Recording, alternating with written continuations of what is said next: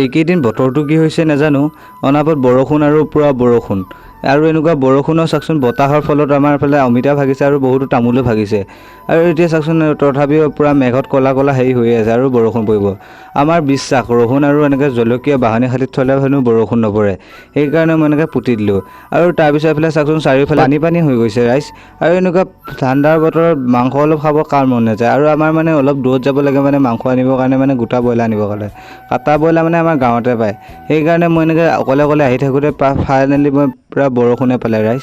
চাওকচোন এনেকৈ বৰষুণ পৰি স্পীড আহি থাকোঁতে আৰু এইফালে মোৰ লগকো লগ পালোঁ, লগৰটোক লগ পালোঁ, দেখিলোঁ যে পূৰা পানী সিহঁতৰ ফালে হাহাকাৰ পানী হৈছে আৰু এতিয়া গৈ আছোঁ মানে মাংসৰ দোকানলৈ। সিহঁতেও মোৰ লগতে এনেই আহিলে আৰু এতিয়া আহি পেলাই ফাইনেলি পালোঁ আহি মাংসৰ দোকান। এইফালে মাংস কাটিয়ে আছে আৰু মই এনেকৈ গোটা ব্ৰইলাৰ এটা দৰদাম মাৰি পেলাই লৈ ল'লোঁ আৰু এইফালে পূৰা দাদাজনক কাটি বাচি দিব দিলোঁ আৰু এইফালে চাওকচোন কাটি বাচিও দিলে আৰু প্ৰথমে ঘৰত আহি পূৰা ঠেং চেং ভাজি কৰি খাই ল'লোঁ আৰু তাৰপিছত মাক বনাব দিলোঁ মাংস। আৰু দেখিছেনে